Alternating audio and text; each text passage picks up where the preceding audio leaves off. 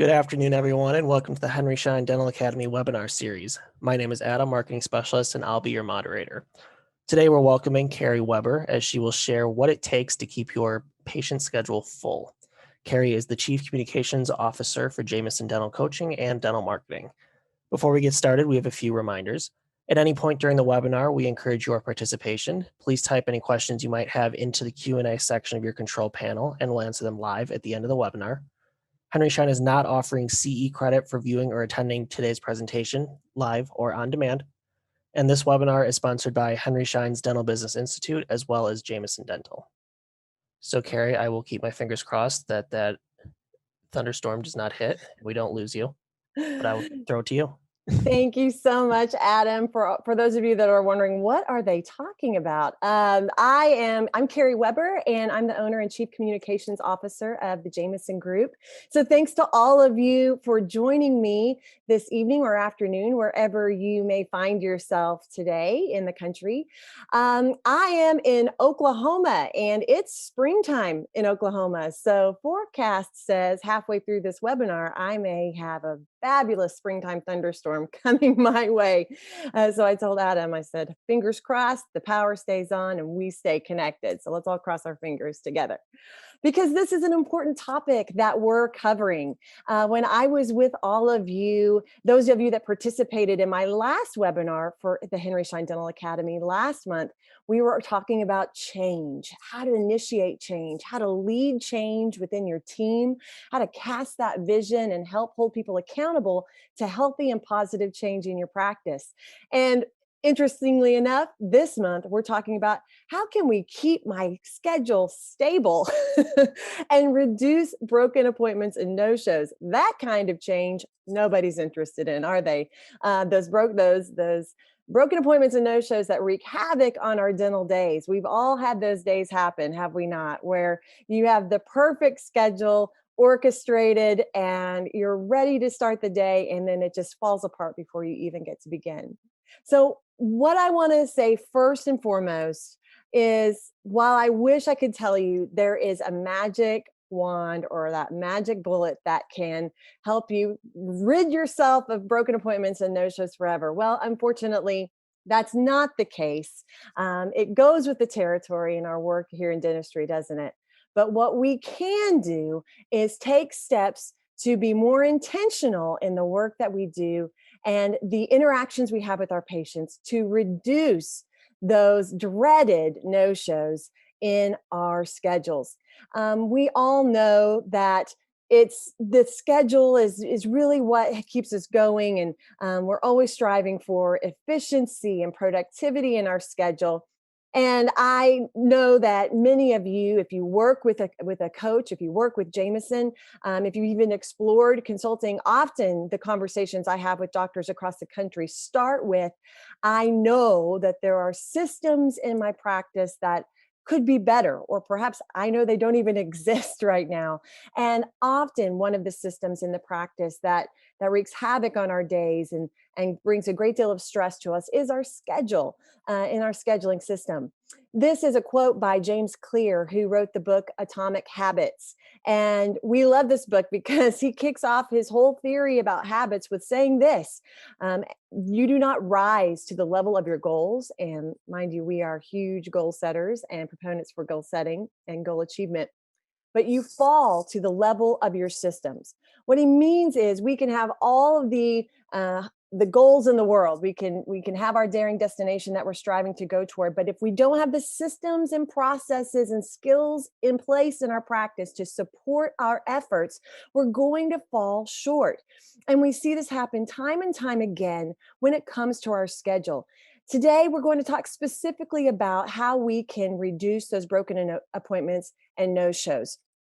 So what I want you to start thinking is a mindset of, how can we be more proactive in our efforts with our patients versus reactive? Let me paint the picture for you. You are consistently scrambling to fill those voids. You may have a lot of problems with patient retention. You can't seem to keep your patients active and committed and engaged in hygiene.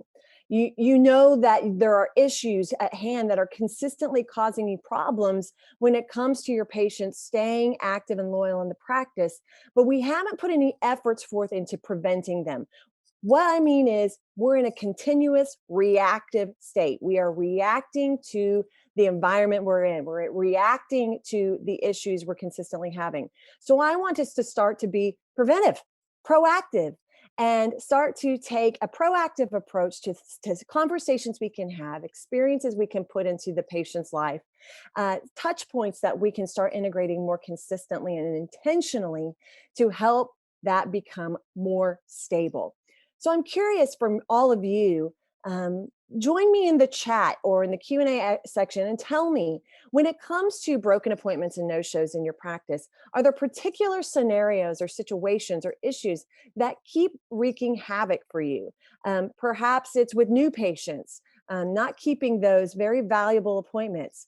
Perhaps it's in retention and hygiene and keeping your hygiene patients active and keeping those appointments.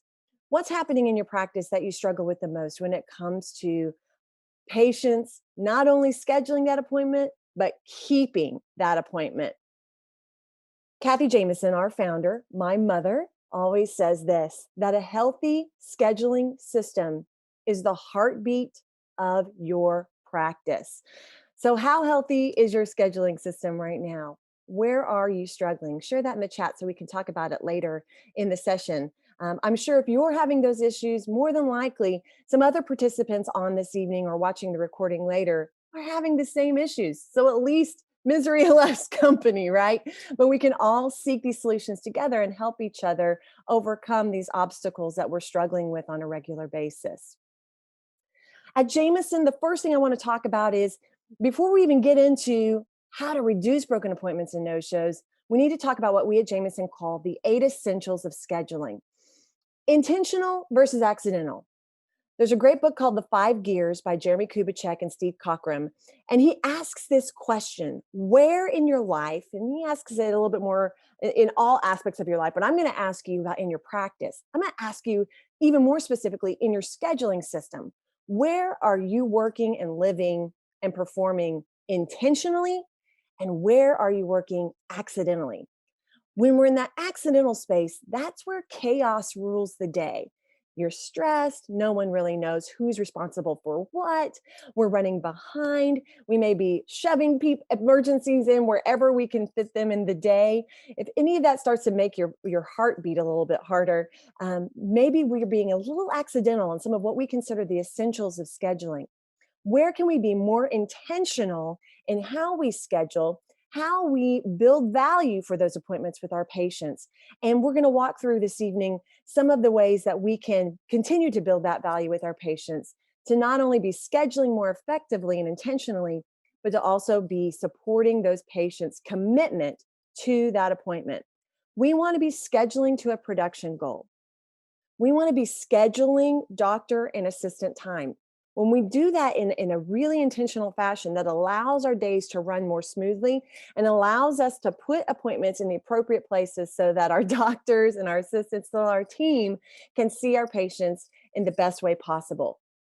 I want you to be maximizing your scheduling software. Your practice management software more than likely is being grossly underutilized by you and your team. It's okay to admit that.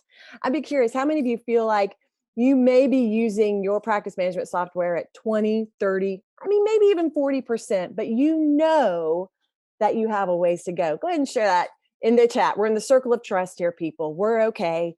You're around your peers and like-minded professionals. And I'll tell you first and foremost, for me, we even use this type of software in our company, and I know we could be using it better.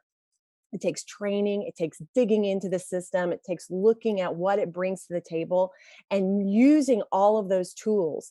I'm a big proponent of, if you're already investing in the tools, let's do the work to figure out how we can use it to the best of its ability for our benefit before we do anything else. You're already paying for it. Let's make it work for you. Maximize that software as best as you can to help support you in your scheduling efforts. Detail each appointment. Why am I saying that? Linkage communication everyone on the team being on the same page of what that patient is coming in for, why they're in the schedule is going to help us, number one, in how we communicate with that patient again and again and again, and build value from their perception. But also it helps your team prepare for that appointment more effectively so that we're not scrambling. It's not chaos. It's not crazy. We know what we need to be setting that room up for. We know what we're prepared for. We're scheduling appropriately. All of the little dotted I's and T's are crossed. That's why we want to detail those appointments. Scheduling a variety of procedures throughout the day, that helps us to hit production goals more effectively. It also makes it a better day for you. Doing the same thing over and over and over and over again doesn't sound like a particularly exciting day, does it? We want to be pre-blocking our appointments. You probably heard it before: primary, secondary, tertiary appointments. Pre-blocking for those important appointments so that your doctor, your hygienist, they are committing the right time in the right places in the schedule for them to bring their best. We want to be more intentional about when and how we're doing those hygiene evaluations during daily huddle. And we'll talk about huddles later. During daily huddle, let's talk about when are we going to be able to have those hygiene evaluations throughout the day with our doctors, comparing his or her schedule with our hygienist schedules, so that we're more intentional in our timing of those for everyone's benefit. And then where are we placing emergencies? Again, we want to make sure we're not just cramming stuff here, there, and everywhere that's stressful, that doesn't serve your practice or you as the team well, and it certainly doesn't serve the patient well. So being more intentional about how we are scheduling, the essentials of scheduling. Now, that's all fine and good. You all may be doing that pretty consistently across the board. But then what happens when those dreaded broken appointments and no-shows happen? That's when the pain and the stress and the frustration really starts to hit, right? So let's talk this afternoon, on what I would consider 3 areas that can help you, 3 keys in your scheduling processes as a team that can help you reduce broken appointments and no-shows. Strong verbal skills, building value and loyalty with every single step, and having a solid safety net. Now, within these 3 keys, there are some aspects of what that looks like in your dental days. So let's dive into that and talk about what this looks like in a variety of areas. And what I want to ask of you is, let's be real with ourselves. Let's celebrate the things you're doing well. Sometimes hearing these messages can really support the efforts you're already putting into place, and it's worth celebrating and recognizing work well done. But at the same time, let's open our ears and our minds to where the opportunities are, where you could refine, where your team could improve, where we could be more intentional in these interactions with our patients that we're going to walk through right now. So let's start with strong verbal skills. The ADA Health Policy Institute tells us time and time again, they repeat this survey outward to the consumer base every several years, looking for the reasons patients delay or don't accept treatment. And time again, in the top 3 or 4 are these issues. Cost is usually always at the top. Time is becoming more of an issue, and more than likely coming out of 2020, you may be finding this even more. People are going back to work and they really can't take time off, or they are homeschooling their kids whether they wanted to or not, and that makes it very difficult for them to commit to things. Fear, that anxiety of dentistry, you more than likely can think of several patients just off the top of your head that are riddled with this anxiety, and makes it very difficult for them to be looking forward to or keeping those appointments. Another one that always shows up in the top is need. Now, my question is it no diagnosed need, or is it no perceived need of the care? I'm curious which one you all think it would be, because to me, I would venture to assume it would be no perceived need, because whether we are in need, have diagnosed treatment that needs to be completed, or we just need to be in a place of continuous care for our own proactive health efforts, there's always a need and a value for us to be keeping those visits to the dentist.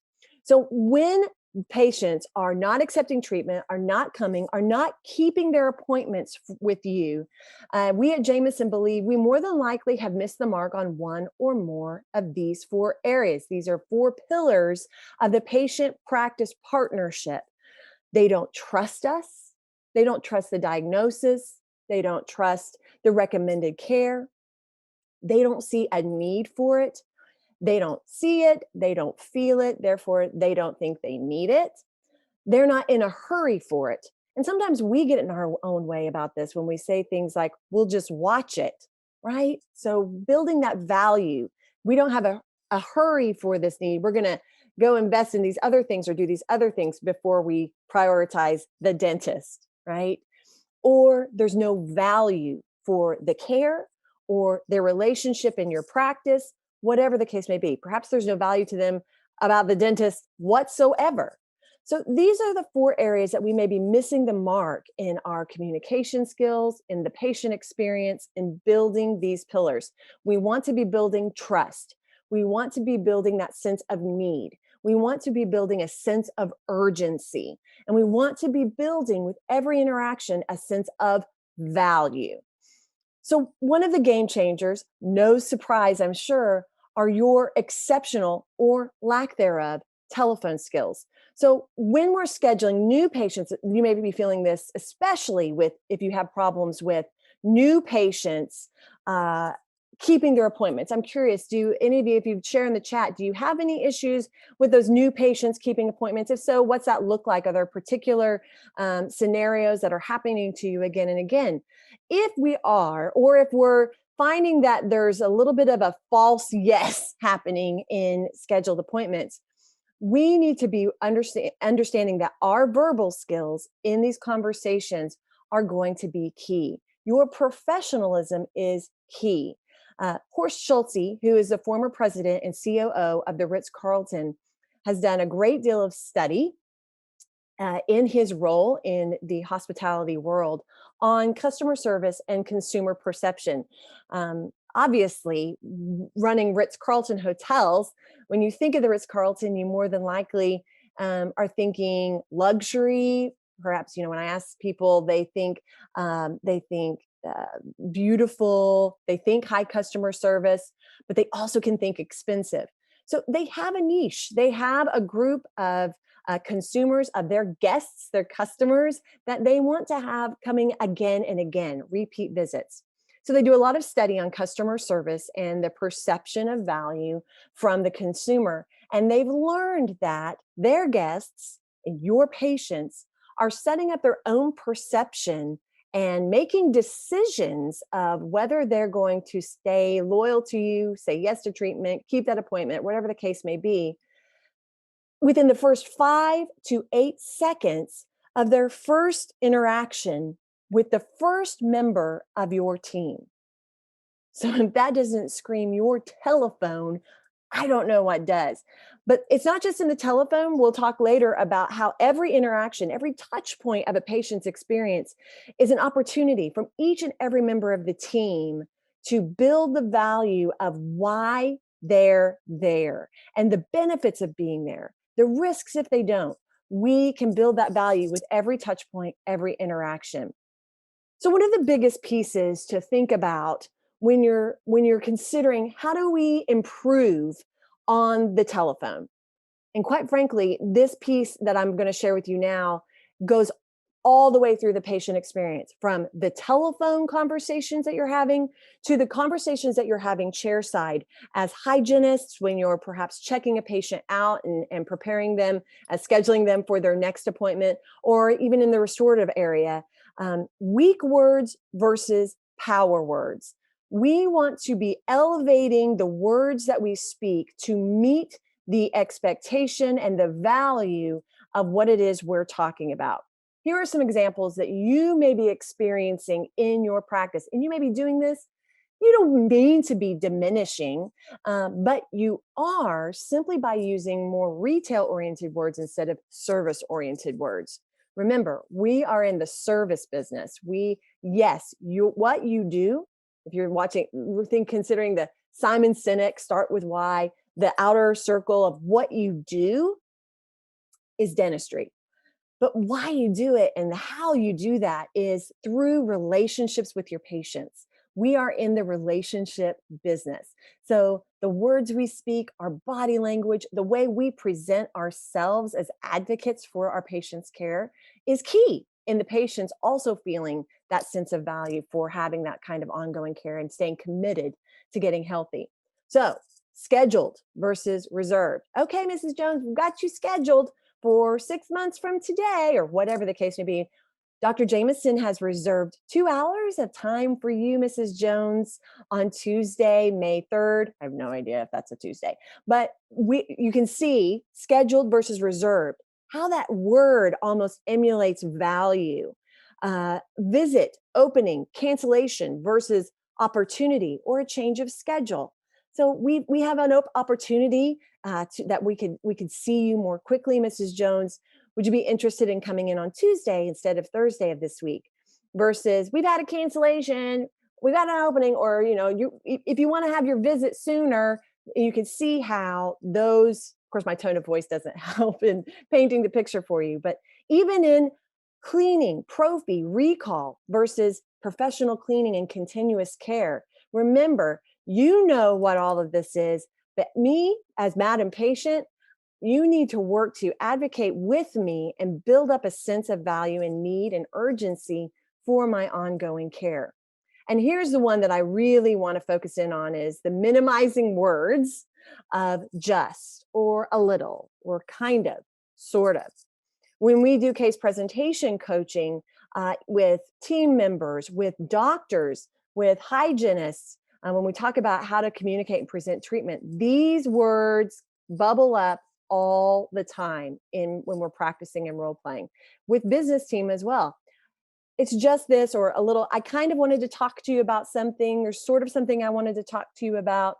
We say this almost in an attempt to make ourselves more comfortable and to make the other person feel more comfortable in the conversation. But what it's ultimately doing is it's diminishing, minimizing the power of the words or the need that you're trying to express and communicate to them. So we need to be comfortable and confident in speaking to the needs of that patient without diminishing it with these kinds of minimizing words. So a great exercise for you to do as a team is take a screenshot of these examples. And as a team in your next team meeting, talk about if you have a board or a piece of paper that you can write down a whole list of what are some weak words that we may be saying with these as your example on a regular basis. What could we replace those words with that build a greater sense of value to that conversation? And start committing together to have a heightened level of awareness of what it is we're saying in these conversations and what a difference it could be making in the outcome. We want to be building value through our verbal skills. When you're on the telephone, when you're scheduling appointments, we want to be giving alternatives of choice so that you can stay in control. Mrs. Jones, do you prefer mornings or afternoons? Versus when would you like to come in? Right? And then you have these alternative choices that you can continue. Oh, afternoons, great. We have next Tuesday at 1 p.m. or next Thursday at 3:30. Which would you prefer? And you can see how you can continue to lead that conversation to not only involve the patient and let them have a sense of control of their own schedule, but you can also have control of your schedule. And that's what we ultimately want is for the patients to win and for you to win by having a more intentional, focused conversation. And beware of the famous last words, I'll call you. Anybody ever hear that?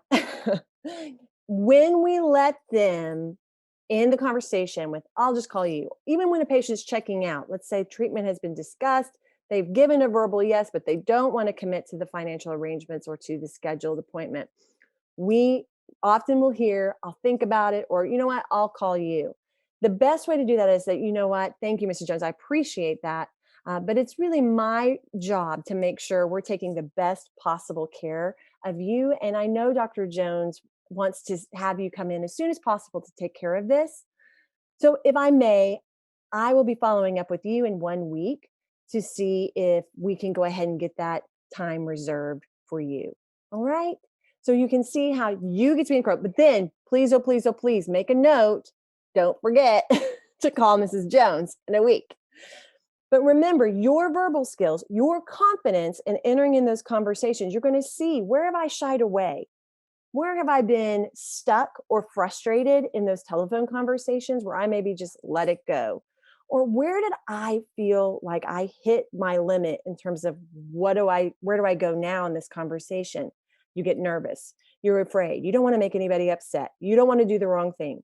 Wherever you're getting stuck, that's a conversation for a team meeting.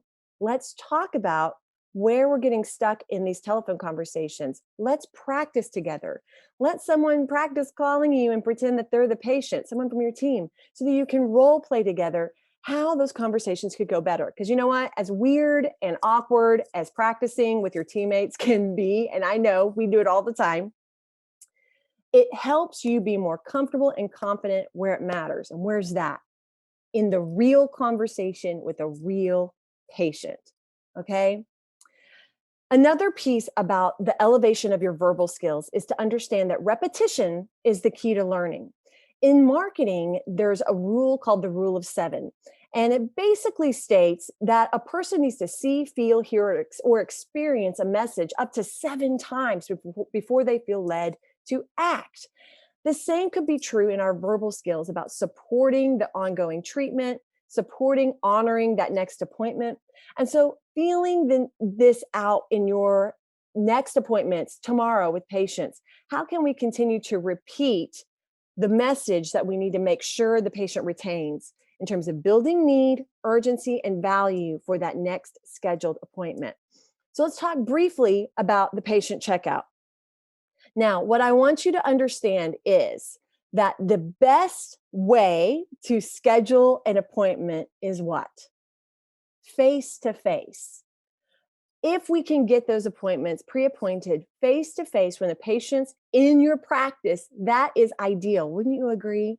So one thing to look at in your practices day to day is how successful are you right now at pre-appointing patients for the next needed appointment when they're with you. That gives you the opportunity to support that appointment, to share with them the benefits of keeping that appointment, the risks if they don't, and build the value for the time that has been reserved that the doctor or the hygienist are keeping just for that patient. So when you are having these conversations with the patient, building value for the appointment they just completed, sharing with them and repeating to them what was done that day, what you're scheduled for next, whether that's in restorative or in hygiene, whatever the case may be, what the benefits are of keeping that appointment, how much time they can expect to need to reserve for that appointment, what will happen in that next appointment, and that this is time that is very valuable to both them for their ongoing care and for the practice. Repeating that again and again when you're closing that appointment, making sure there are no clinical questions about the care itself, that we in the clinical team, when we're escorting the patients up for checkout to the business team, that we're continuing to support that upcoming appointment. If they have any questions, thanking them for their time, elevating our customer service, because that service that they're experiencing within your practice also helps to determine their commitment to keeping their appointments with you. If you're dropping batons right and left, and it's really a pretty glitchy overall patient experience, not much care and attention put into the patient's needs, wants, or their level of satisfaction, there's very little left in there for me to think, wow, I really need to keep this. This is a really big deal. They really go above and beyond. I'm going to honor this appointment. If it feels like I'm just a notch in the day, then I'm going to treat your appointment like it's just a notch in the day, right? So repetition is the key to learning. Once that has been supported by the clinical team, your business team may repeat that. Carrie, we may be taking care of what was done today, and then repeating and supporting what's scheduled for next. And again, supporting that and building value for that through our verbal skills. Dr. Jameson will be reserving 90 minutes of his time, and I know he will be looking forward to helping you with this next phase of your care. Can we count on you to be able to make that appointment? It's going to be very important both for you and for us. So can we count on making that happen? And remembering to support the good decisions that your patients are making by scheduling these appointments. That next piece to reduce a proactive approach to reducing those cancellations and no-shows. Remember, we want to be pre-appointing as much as we can face to face. We want to be repeating that message again and again, and then we want to be using the tools we have available through the patient experience, and even when the patient isn't in the practice, to make sure we are building value, building value, building value. When you're doing confirmations, when you are setting them up for the next appointment, when they're in the chair, whether they're not.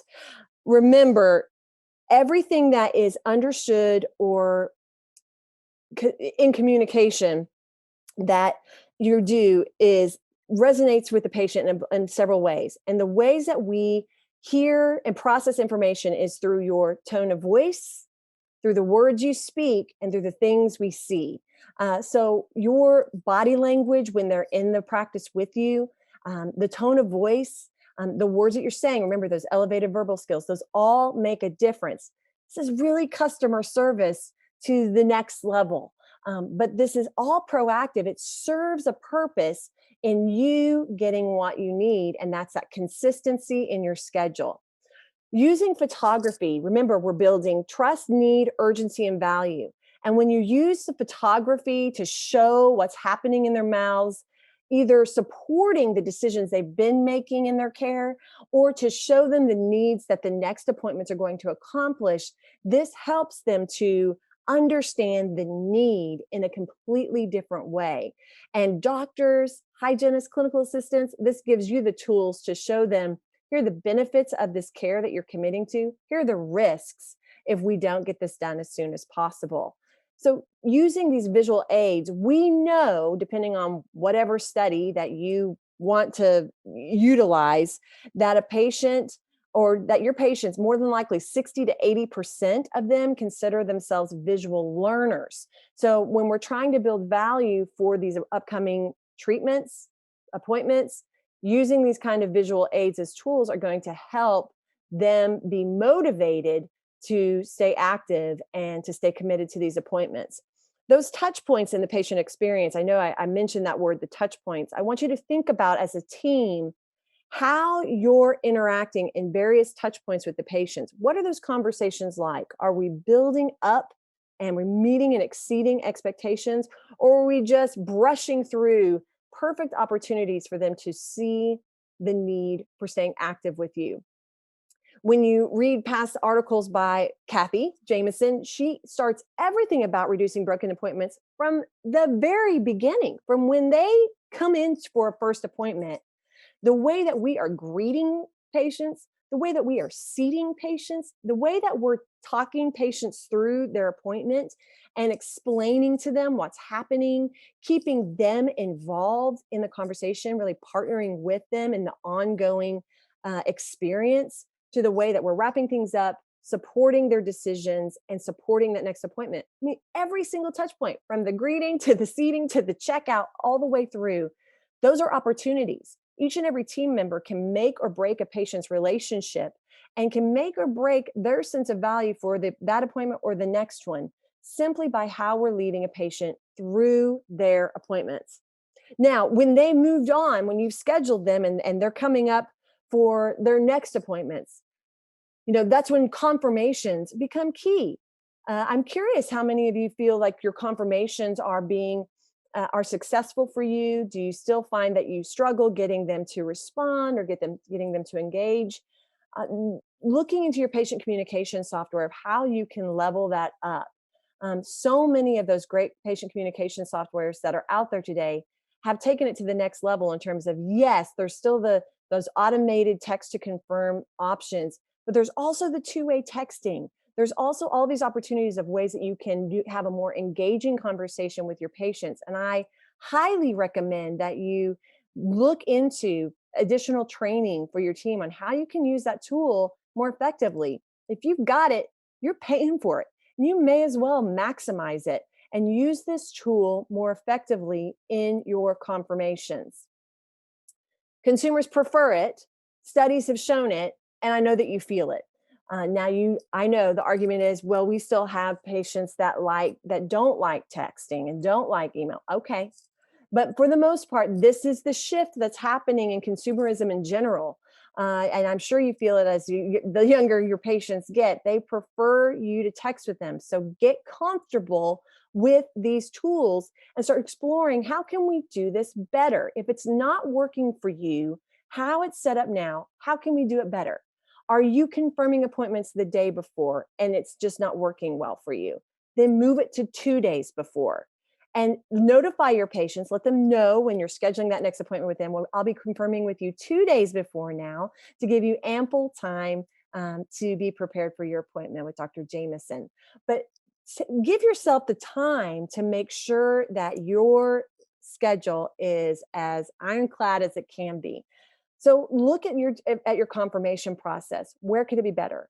Where could the verbal skills or even the written words that you're sending out in your text, how could they heighten the level of value? It kind of drives me crazy that we all have this tool that we're spending a good deal of money on every month. And you're sending out the most robotic, generic message to me as a patient to confirm my next appointment. I get it. I have to text yes or stop or all that stuff. But can we just put a little effort into the written word that we are sending out to our beloved patient family to make it feel a little bit less like spam texts? That's why my 12-year-old son, who just got his first phone when he turned 12, judge me or don't, but spam texts. They're spamming me. They're spamming me. And so we don't want to be spam. We want them to read our text. We want them to engage. So how can we make that written word more effective for us? Using the emails, having a whole strategy. When are you doing the initial notification? 2 weeks before a hygiene appointment, or that it's coming up. Just that reminder text, and then the confirmation text comes. Don't be afraid to send that intentional communication path to ensure that they respond to you. And then if they don't respond, then what's next? What's in your process? And does everybody know what your confirmation process is? Who's responsible for what and what the next steps are? It's important that we get really clear on that and we make it better and better. Remember, great customer service is, how easy are you making it for patients to get what they want or need? And yes, it may feel like, well, why do I have to do more?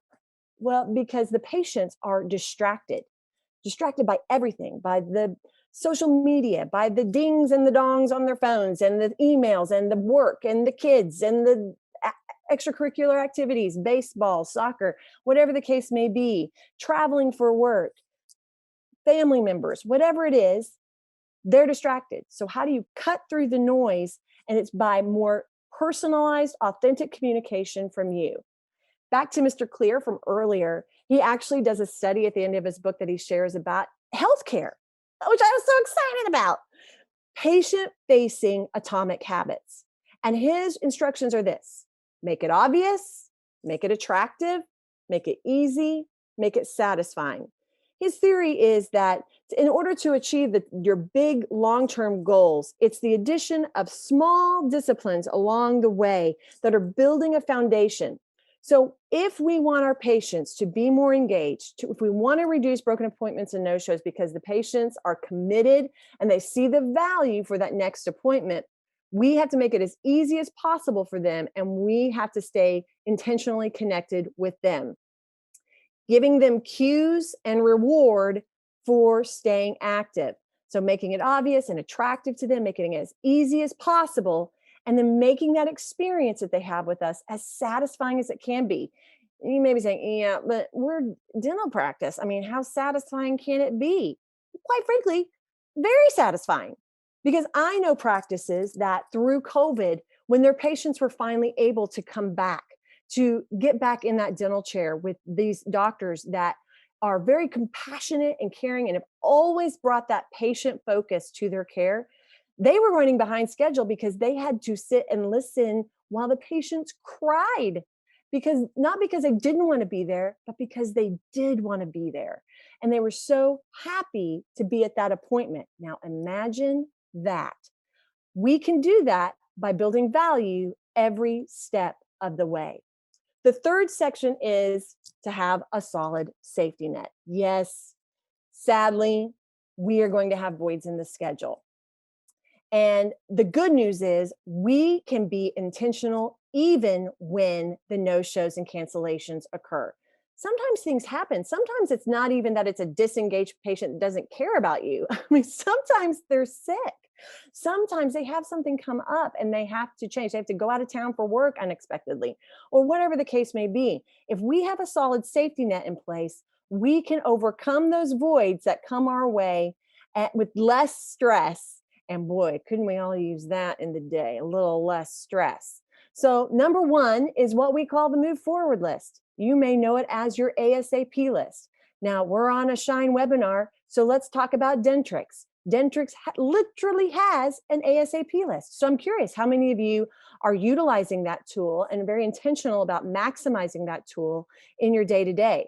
A lot of those patient communication softwares, again, I'm going back to those, have incredible tools to help you fill those voids with patients that have said, yeah, put me on the list.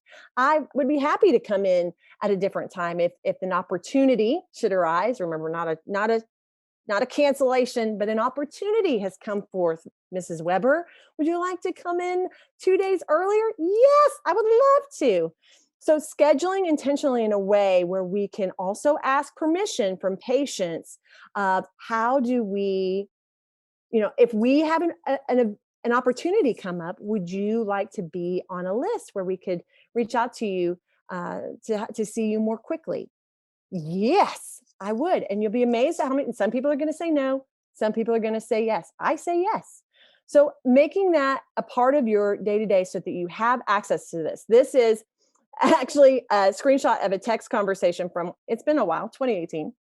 But I'm on the ASAP list at my dental practice that I go to. And this is a conversation. Again, remember, two-way texting. It's wonderful. This practice uses, that tool really well and quite frequently. And, they especially used it during COVID. I'm sure many of you did. Did you use it during COVID? And did you find it to be beneficial for you as you were trying to restructure that patient experience and check-in process? More than likely you did in a lot of cases.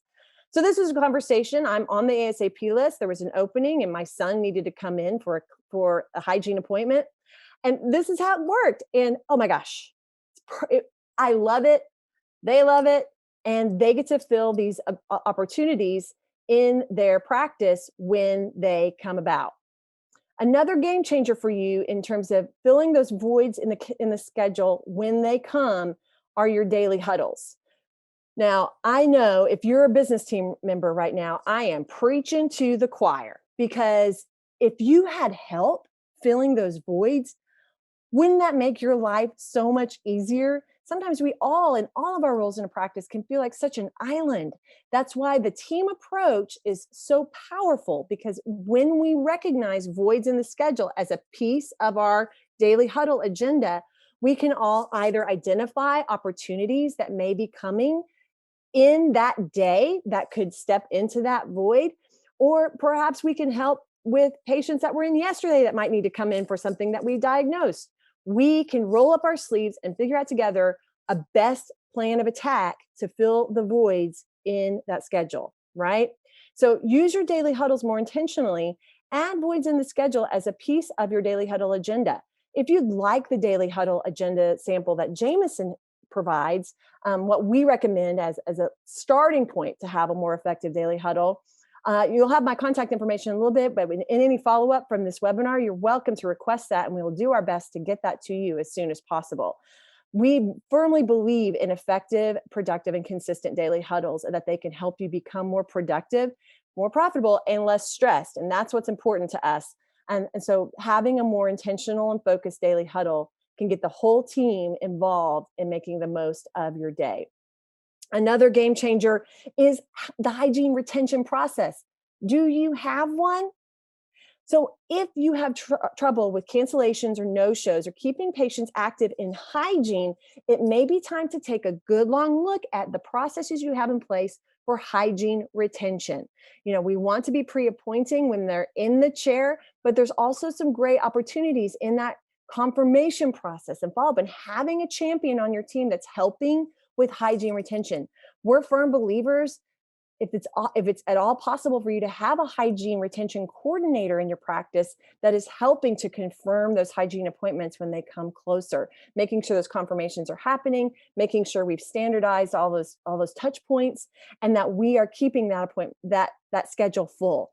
We also want to be keeping track of those that are starting to fall out of being active. Those that are due this month and not appointed, those that are due that are 30 days past due, 60 days past due, even 90 days past due. What's your plan? What's your process of staying in contact with them and giving them the opportunity to re-engage and reserve that appointment? Again, I'll use myself as an example. If you aren't proactively staying in contact with me, your patient, it's not that I don't want to come. I just think, oh, yeah, I need to do that. And then I don't. And the next thing you know, my two children were due for their hygiene appointments in January 2021. They're just now going tomorrow because I got the first text of a notice that they were, I did not pre-appoint at their last appointment, number one. Then when I got the first notification that they were past due, I didn't do anything with that text. Then I got a second notification and I still was like, oh gosh, yes, I have got to do that. But I didn't do anything. And then notification stopped. So I forgot. There, I said it. I forgot. And I have lived in dentistry my entire life. I teach in dentistry. I work with dentists, and I forgot for my children. So that's your patient's story. What's your follow-up process to keep them active in your practice? The more intentional and proactive you are, if they don't respond, if they don't pre-appoint, then what? If they don't respond to the first text, then what? When do you call them? Who's going to do it? When are you going to do it? Think about a process that everybody can get behind and that everybody is aware of and understands their responsibility in, and then use those elevated verbal skills, those power words to build the value of scheduling that appointment. Don't shame them. We miss them. We want to take care of them. We want them back. And that hygienist role, hygienists, if any hygienists are on or any hygienists on tonight, I don't know if you are, but the hygienist role is so powerful when it comes to retention, especially in the hygiene aspect of the practice. But also, you're building a lot of value of diagnosed and unscheduled treatment that may be starting to get some yeses. And how do we continue to build value of those very good and healthy decisions that the patients are making? The hygienist role of using photography to support the decisions your patients are making. Remember, photography doesn't just educate and motivate patients to proceed with treatment. It also supports the decisions they've made and can offset any buyer's remorse that they may be having, to celebrate the great decisions they're making and showing them, reminding them what they were before, if it was insane in their mouths, and how healthy they are now, and that they're on a continuous path of health and wellness, supporting their healthy decisions by using visual aids and using that repetition of messaging of the benefits of that next appointment. Intentionally having that pre-appointing system in place when patients are in the chair. So again, work as a team. How does that work best for you in terms of how can we be more intentional about scheduling next appointments when the patients are with us face to face? We're going to have a greater level of success when we do it that way, because we can use excellent body language, eye to eye, knee to knee. We can support the doctor can support the hygienist can support the doctors, and the business team can support the clinical team. Woo, it is a beautiful thing when that works out the way that it could. So I know that's a lot in terms of, yeah, but what if they do cancel and no show? Remember, having that move forward list is going to help you working as a team to identifying those voids and where could we bring in an opportunity from patients that are already coming in that may have some need. If they have the time in their schedule, Could we reserve that time for them that day? Using those kinds of proactive approaches. But remember, it all starts from the very first telephone call, the very first time they walk in, the way we greet them, the way we seat them, the way we educate them, the way we support their ongoing care, and that we repeat that message again and again until it resonates in our patients that you're something special. And when they can't come to see you, they are overjoyed when the opportunity comes that they can once again come and sit in your chair. That's what we're striving for. It's a marathon, it's not a sprint. And the question for you is, where are you now? And where do you need to be? And opening your eyes to an awareness based upon verbal skills, the patient experience, our scheduling process, our confirmation processes, and our follow up processes. Where do you need to hone in and focus some attention? This great quote is that successful people do consistently what others only do occasionally. So the way you see improvement is starting at the beginning of where you are right now and making a good strategy and setting goals together to intentionally work on maximizing the tools you have, refining your skills in terms of the verbal skills and that patient experience and your processes and those systems that are going to support a more successful day to day that is ultimately more fulfilling for all of you. If you would like for us to take a look at your practice or have a conversation with you about how your practice is doing today and what your goals are for your practice and exploring ways that we at Jameson could be a support to you on your dental journey, it would be my pleasure to reserve time to speak with you.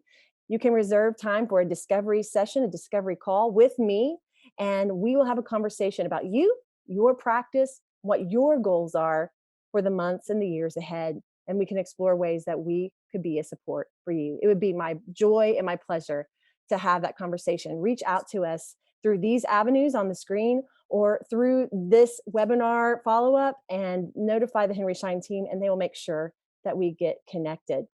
And with that, that completes my presentation. I'm so grateful for our time. I'd love to hear, Adam, are there any insights or things or success stories that were shared in the chat while we were having the conversation? Yeah, there were a couple issues that were brought up. I know you Okay. touched on hygiene, but one Uh-huh. person said the holdup is mostly in the hygiene department. Okay. And let's see. Another person said the holdup for our patients is the perception of treatment. Yes. Two very excellent examples. We all may agree that we touched on those a little bit in the presentation, but I want to support that those are very real obstacles that you're not alone in. My recommendations on the hygiene side is first things first, let's take a look at what those conversations with your hygienist and the team and the patients look like. How can we improve those? Get a teammate in the chair and practice that conversation. And that takes a lot of confidence and comfort in being coached. So, are you open? Are you coachable? Is your team coachable? Can we work on this together to see a better result? And remember, I don't know your practice, but however we are confidently pre-appointing those next appointments in the hygiene chair can make a really big difference.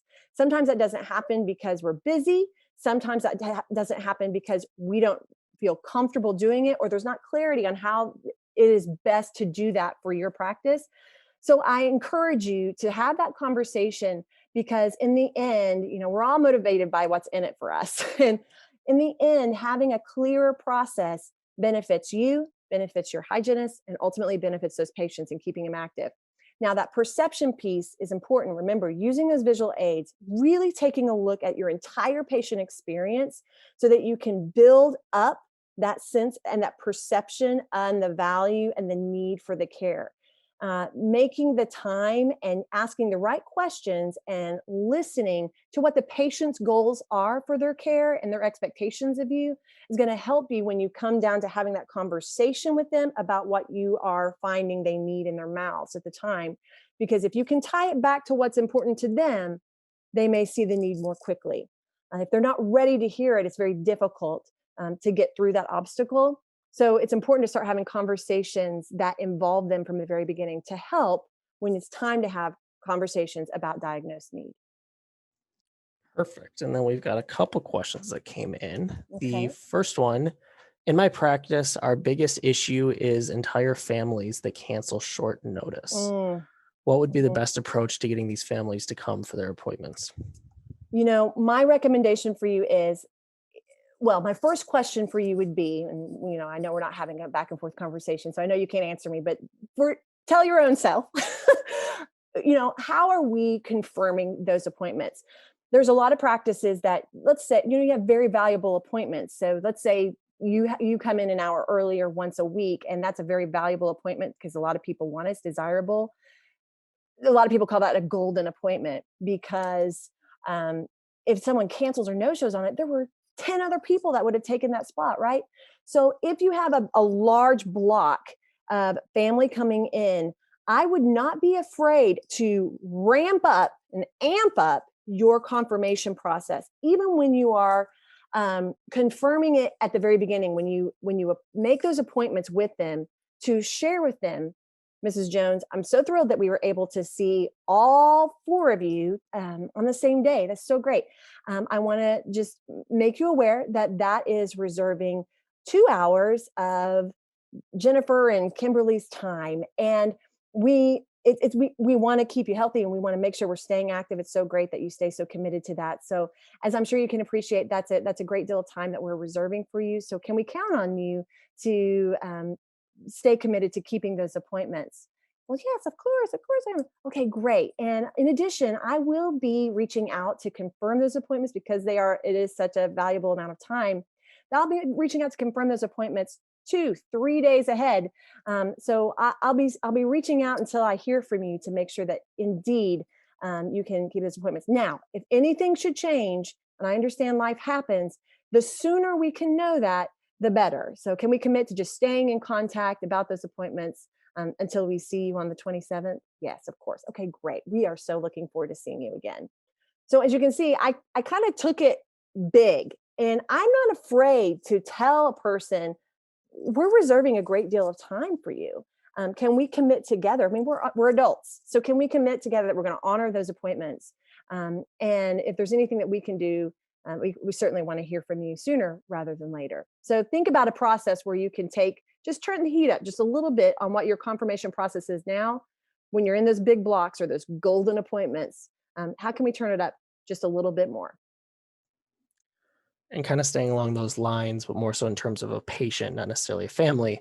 What do you do for a patient who no shows and or cancels multiple times in a row? I think that goes to you, is determining what's your process, right? And those are reactive moments. And if that's happening consistently, you're going to have people that maybe you need to have a conversation with about if they reappoint again, saying, now, Mrs. Jones, can we count on you to keep this appointment? Dr. Jameson is reserving an hour of his time, and he's going to be preparing to be with you, and will have everything that he needs prepared. And so is the team. So, can we count on you to keep that? And you can count on me to be reaching out to make sure that we can keep that appointment. And then remember, when patients are starting to no show, I want you calling. If they're 5 minutes late, we're calling. If they're trying to get out of it, we're brainstorming with them to try and determine a way that they could ensure that they actually show up. Sometimes we have a mindset. The patients can sometimes have a mindset that they're, again, the comment that was made about no perceived value. It's up to us, whether we like it or not, to shift not only our own mindset about the value of what we do, but to shift the mindset of the value in the patient's eyes. You may have a process in place of if a patient starts to really abuse the practice and isn't really honoring the relationship, you have the right to figure out ways that you deal with that. But oftentimes, I think practices are so glitchy in reducing broken appointments and no shows in general. They jump ahead in a reactive mode and start building relationship from, here's what happens if you don't do this, right? I would rather be optimistic and start changing mindset with building value, connecting in relationship, and let's see if that helps you with those no show issues. Awesome. And it looks like I got one more question here. Okay. In your professional opinion, at what point do you realize you need to hire an extra hygienist, either part time or full time? I think you need to take a look at your practice numbers and look at your practice production, look at your capacity. What can you, in general, what do you have the capacity to see? A lot of practices gently ease in. You may bring in a hygienist 1 day a week or 2 days a week, just to see how that impacts your dental days. What we want to make sure is when you hire someone that we have the financial ability to that they're going to pay for themselves, right? So what's coming in terms of new patients? What's capacity look like to you? So that you can make the right decisions. And that's always a fine line. And your Henry Schein reps could help you with a practice analysis, or we at Jameson can help you in evaluating your practice to help make those decisions, because it's a fine line of we don't want to hire too much too soon and not be financially stable enough to take care of that. But we also don't want to hire too late where you're so overrun and you're scheduling so far out that you can't even have a really great hygiene and retention program in place because we don't know where to put a person. Now, you're feeling that a lot right now through recovery, because depending on the practice and depending on your approach of how you reopened, you may have felt overrun and overwhelmed just trying to play catch up. Perhaps it is that we need to commit some days where we're doing more hygiene than usual just to get caught up, but that may not be a forever thing. So it depends on where you are in terms of recovery, but also it depends on can you handle it? Can your practice handle it? What is capacity in your practice at this time? Well, thank you, Carrie, for the excellent presentation and your Thanks, Adam. superb knowledge. If Thank you. anyone has additional questions about today's topic, please feel free to reach out to Jameson directly, or you can email webinars@henryschein.com and we will route your questions back to the Jameson team. Additionally, if anyone is interested in attending future Henry Schein webinars, visit henryscheindental.com/webinars for our upcoming schedule. As a thank you for attending, everyone will receive the recording of today's webinar via email sometime in the next week. I'd like to thank you all for joining, and we look forward to seeing you back here soon. Have a great night. Thanks, everyone.